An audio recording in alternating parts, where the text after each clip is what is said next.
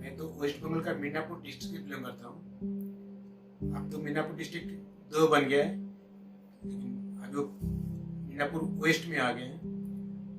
I am from Ghatal, Ghatal sub division. वहाँ मैं Ghatal Vidyasagar high school में हायर सेकेंडरी पढ़ता था।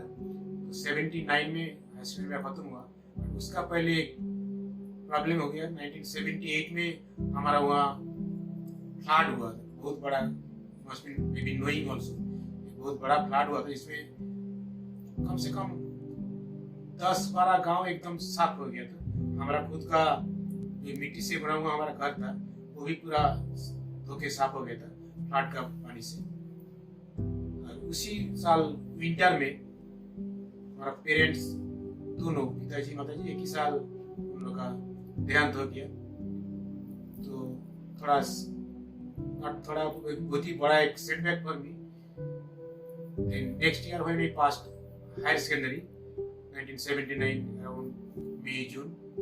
Then since we do not have any science college in our town, Ghatal, our teachers who used to take care of me almost like their sons, they told me to come to Calcutta and study BSc in physics.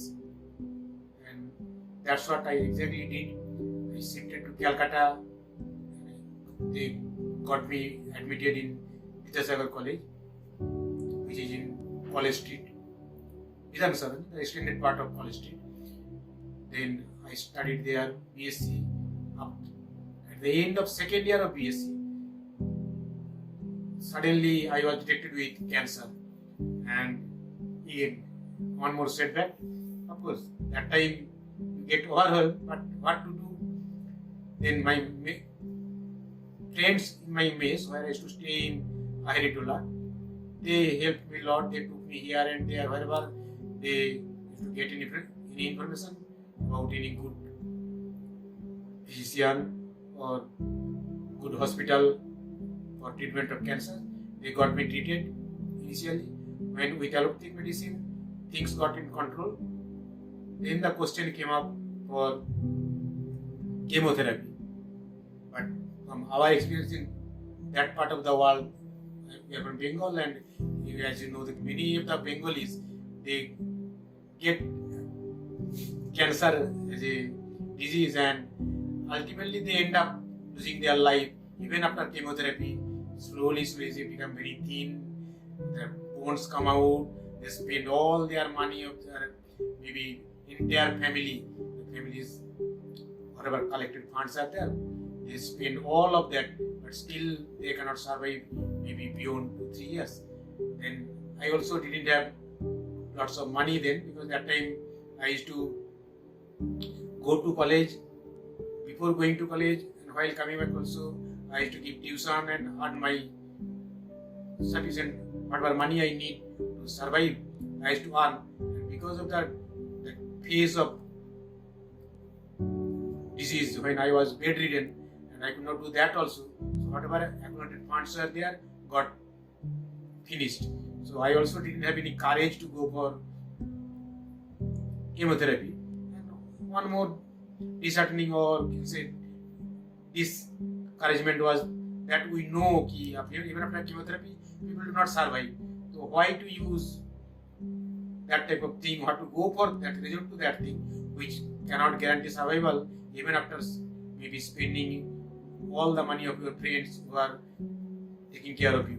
So I decided to not to go for that, and then people suggested that you may go to colder region in the Himalayas where things may got in control.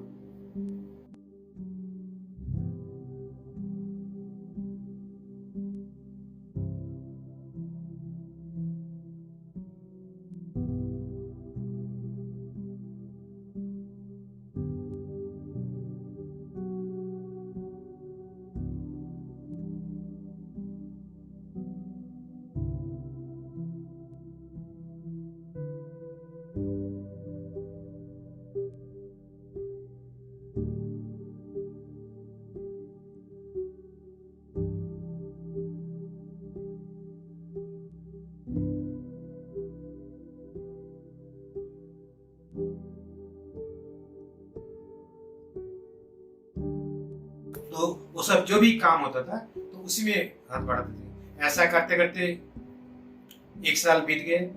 Then मुझे तो लगा कि ये साथ organise life is not, मतलब ये साथ आपका स्पिरिचुअलिटी ग्रो करने के लिए और एक आध्यात्मिक जीवन यापन करने के लिए सटीक वे नहीं है। तो मुझे लगा कि ऐसा ऑर्गेनाइज लाइफ छोड़ के थोड़ा हट के जाना चाहिए। तो उस टाइम मैंने डिसीजन लिया कि चलो आओ थोड़ा अपस्ट्रीम चलते हैं। तो वहाँ जो नेशनल हाईवे नंबर 7 है, गंगा का जो नॉर्दर्न बैंक है, वो northern along the northern bank से वो हाईवे से हम चलने लगा उत्तरकाशी की तरफ। तो जब मैं शिवानवास छोड़ा, ये शायद कुछ 83 होंगे, लगभग 83 होंगे, 1983 में शिवानवास छोड़ के मैं उत्तरकाशी चला। तो पैदल हर रोज का जो जिंदगी है वो है आपको भीख मांगना, भीख मांगे लाने का जो भी मिला उसको बॉयल करके खाना, बाद में जहाँ भी स्कोप मिले मन चाहे, और सूरज ढल गया आपको लगा कि शायद यहाँ ही बिताना चाहिए रात, तो वहाँ ही आप, चाहे वो एक पेड़ मिल गया हो उसका नीचे, चाहे वो छोटे मोटे केव जैसे सुरंग मिल गया वहाँ हो, तब रहेंगे। वहाँ प्लस पॉइंट ये था कि आपका कुछ लाइबिलिटी नहीं था, कुछ पीछे कुछ काम नहीं था कि आपको कहीं लट के जाना है, तो जो भी आपका है आपका साथी है, तो इसलिए आप चिंता मुक्त थे। तो ऐसे ही करते करते उत्तरकाशी, जो कि ऋषिकेश से कुछ 60 किलोमीटर अपस्ट्रीम है, वहाँ जाके फिर उसी एरिया में 1 साल और बिताया। इन द प्रोसेस मेरा खुद का कोल्ड सहन करने का क्षमता बढ़ गया। जैसे ही बढ़ते रहा कोल्ड सहन करने का क्षमता, तो मुझे लगा कि चलो आउट थोड़ा ऊपर का तरफ जाना चाहिए। तो नेक्स्ट ईयर में चालू हो गया, पैदल ही चालू हो गया टुवर्ड्स गंगोत्री, जो कि वहां से कम 220-230 किलोमीटर नॉर्थ में है। तो वहां गए, जिंदगी हर रोज का जो डेली लाइफ का काम होते हैं वो वही रहा कि आपको चल के भीख मांगना है, भीख मांग के around Noon time you get to boil and eat something, then again you go on to the next stop because their population density is very less. आपको एक ही जगह बहुत सारे फैमिली नहीं मिलेगा भीख मांगने के लिए, and you cannot afford to go to the same family to go for begging every day. So that is वो और एक रीजन था कि आपको चलना ही है, मतलब चलना आपका मोटिव ही बन गया। तो एवरी 10-15 किलोमीटर को जाना ही होता है to reach to the next cluster of families. तो वहां पहुंचा, ऐसा करते करते ये गांव वो गांव, ऐसा करते करते आप चलते रहे, भीख मांगते रहे। कभी कभी सेम फैमिली हो सकता है आप फिर से पहुंच गए, कोई पहचान भी लिए, तो आप वहां फिर शाम को टाइम बैठ के और उनके साथ थोड़ा सा भगवत गीता का कुछ भी एक अध्याय लेके थोड़ा डिस्कस भी कर लिए, तो लोग भी खुश। एंड गांव का सिंपल लोग चाहते थे कि कोई उनको थोड़ा गाइड करे, कम से कम खुला दिल से कुछ अच्छे बातें बोले। जब अच्छे बातें अच्छे होते हैं हमारा अंदर वो होते ही हैं, तो हम कुछ भी मीटिंग में कुछ हम बोलते हैं धर्म संसद, हम बोलते हैं जब कुछ साधु संत आते हैं तो साधु संत कुछ भी अच्छे बात बोलते हैं, हमें क्या लगता है, अरे ये बहुत ही अच्छा ज्ञान दिया सर, मतलब क्या वो ज्ञान हमारा अंदर ऑलरेडी होते हैं। तो ओनली थिंग वो रिफ्रेश कर दे उन्होंने, तो हमें भी लगा उन्होंने बहुत ठीक बोला। तो ये जो सेटिस्फेक्शन है ये देने का और लेने का एक अलग ही सेटिस्फेक्शन है। And you can feel that वो लोग सीधे साधे आदमी गाँव का जो होते हैं, वो लोग का बिहेवियर से, लोग का बॉडी लैंग्वेज, लोग का आंखों से आपको मालूम होते हैं। तो ऐसे ऐसे जिंदगी चलते रहा कि आप पूरा दिन ऐसे डे टाइम आप 2-2:30 बजे तक भीख मांगो, उसके बाद कहीं बॉयल करो, खा लो, शाम को ऐसा कोई कंपनी मिल गया तो उनके साथ थोड़ा बातचीत करो। जनरली मेरा जो काम होता था वो भगवत गीता किसी भी एक अध्याय लेके, नहीं तो श्लोक को लेके उसको थोड़ा बहुत एक्सप्लेन करना। देन असली ड्यूटी तो वही है कि आप चलते रहो, क्योंकि आपको नेक्स्ट डे का फिर दूसरे एरिया में पहुंचना है। मुझे लगा था जो बड़ा समस्या वो खड़ा हो गया कि आप जब कहीं भी बैठे हो कि आप शायद भीख मांग के लाके खा के सो गए हो, कि आप बैठे हो मेडिटेशन कर रहे हो पेड़ के नीचे कहीं भी, तो suddenly some guard will come, some police will come, and they will ask, how do I know you are not a thief? How do I know you are not a terrorist? Show me your address book. And since I left after selling all my properties and everything, all our whatever little properties we had at my native place, उसे बेच के आ गए थे, तो मेरा कुछ address का proof था ही नहीं। जो मैं ओनली प्रूफ में जो मैं कैरी कर रहा था उस वक्त, वो हायर सेकेंडरी मार्कशीट का एक जेरोक्स कॉपी था। वो कम से कम इधर तो दिखा था, प्रूफ करता था कि मैं तो कम से कम इंडिया का कुछ भी स्कूल में पढ़े हूँ। तो जब मैं देखा कि उस दौरान कम से कम 5-6 बार ऐसा घट गया कि पुलिस सुरक्षा कर्मी ने आया, क्योंकि वो प्लेस चाइना बॉर्डर से बहुत नजदीक था, इसलिए वहाँ का जो नजरदारी होते थे वो थोड़ा फ्रीक्वेंट स्ट्रिक्ट होते थे। इसलिए समस्या भी मेरे लिए एक बड़े समस्या के रूप में आ गया कि मुझे लगा कि नहीं, ये टाइम है कि मुझे कुछ करना चाहिए, मेरा आइडेंटिटी का कुछ प्रूफ, मेरा एड्रेस का प्रूफ मुझे जुगाड़ करना चाहिए। तो मैं मन बना लिया कि नहीं, मुझे अभी चलना चाहिए। तो जाऊँ तो कहाँ जाऊँ? तो मुझे याद था मेरा एक दोस्त जिनका जामाई CPW में काम करते हैं और वो बॉम्बे में है, इतना ही मुझे याद था। और वो जेंटलमैन खुद भी, मेरा दोस्त खुद भी बॉम्बे में ही काम करते थे CPW में, इतना मुझे पता था। और उस दौरान तो ज्यादा फोन होते नहीं थे और मेरा पास था ही नहीं, तो कुछ कांटेक्ट नहीं था, रियली दे आर देयर और not, but still since I made up my mind, मैं पैदल ही चलने लगा बॉम्बे की तरफ। कुछ 2 महीना वॉकिंग के बाद आया बॉम्बे। तो बॉम्बे में आके CPW का ऑफिस में जाके पूछताछ किया, तो लकीली उनका संधान मिल गया।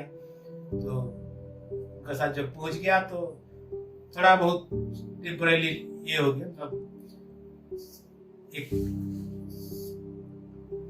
शांति का स्टेज आ गया।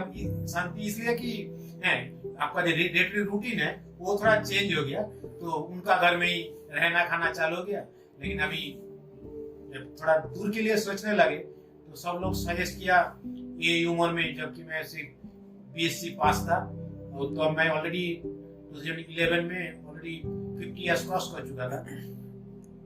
तो क्योंकि मेरा डेट ऑफ बर्थ है 1961, तो सब लोग जैसे ही दूसरों ने सजेस्ट किया कि शायद तुम्हें कुछ स्किल पिकअप करना चाहिए जहाँ कंपटीशन कम हो, तो उम्र का जो प्रॉब्लम है नौकरी मिलने के लिए उसको शायद हम अवॉइड कर पाएंगे उस स्किल के जरिए से। तो थोड़ा ब्रेनस्टॉर्मिंग के बाद ये निकला कि हम चाइनीज लैंग्वेज सीखे, क्योंकि चाइनीज को सब लोग डरते हैं, बोलते हैं कि hardest language to speak up, तो रीजन को चाइनीज लैंग्वेज सीख लो। तो वहाँ एक सर्टिफिकेट कोर्स में इमीडिएटली दाखिला लिया, जो 2 महीने का कोर्स था। तो करते करते 3-4 महीना हो गया, बट अच्छे रिजल्ट निकला। और उसी टाइम लकीली जेएनयू का सिस्टम ये था कि जब भी प्रोस्पेक्टस निकालते थे वो लोग न्यूज़पेपर में ऐड देते थे। तो मेरा दोस्त वो घर में टाइम्स ऑफ इंडिया लेते थे, तो उसी में जेएनयू का 2012 अराउंड बिगिनिंग जनवरी और फरवरी जेएनयू का प्रोस्पेक्टस का ऐड आया, एडमिशन का ऐड आया। I applied that, took the exam, entrance exam, then बाद में दिल्ली चले आए। 2012 जुलाई से मैं जेएनयू पहुंच गया। 12 जुलाई से ही मैं जेएनयू में पढ़ाई कर रहा हूँ। पहले चाइनीज में BA ऑनर्स, MA, MPhil और अब PhD चालू है। देखते हैं जिंदगी कहाँ ले जाते हैं। जैसे ही जेएनयू में पहले आए, टीचर लोग पहले किसी को पता नहीं था मेरा उम्र कितना, क्योंकि मे बी बिकॉज मैं कोल्ड एरिया में बहुत दिन था, योगा का बहुत सी अभ्यास करते थे रेगुलर बेसिस में, शायद मेरा लुक बहुत ही यंगर था, तो किसी को पता नहीं चलता था। Though I used to always sit in the first bench, किसी को पता नहीं होता था कि मेरा रियल उम्र क्या है। तो स्लोली ओवर टाइम सबको पता चल गया। तो but all the teachers, all the students, सब लोग बहुत ही रिस्पेक्ट से आज भी बात करते हैं। कब से एक जानने के बाद तो रिस्पेक्ट बढ़ ही गया। तो this is the 3rd year of PhD। देखते हैं, होपफुली सब कुछ ठीक ही चलेगा।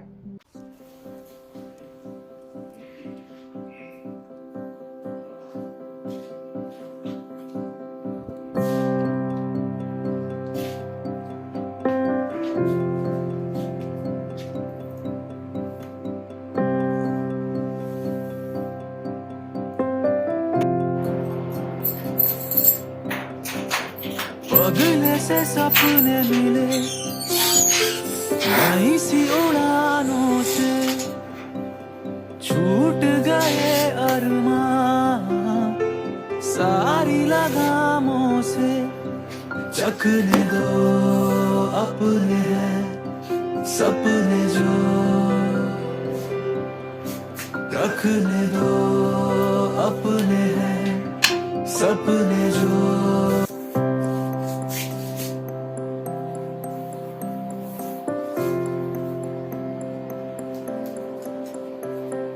फिर वही सपने दिखे नई नई आँखों को, छूटे किसी के अरमां गले से लगाए जो। फिर उन्हीं सपनों को रखने दो,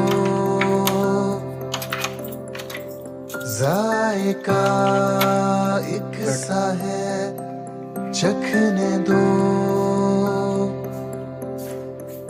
फिर उन्हीं सपनों को रखने दो, जायका एक सा है चखने दो, चखने दो।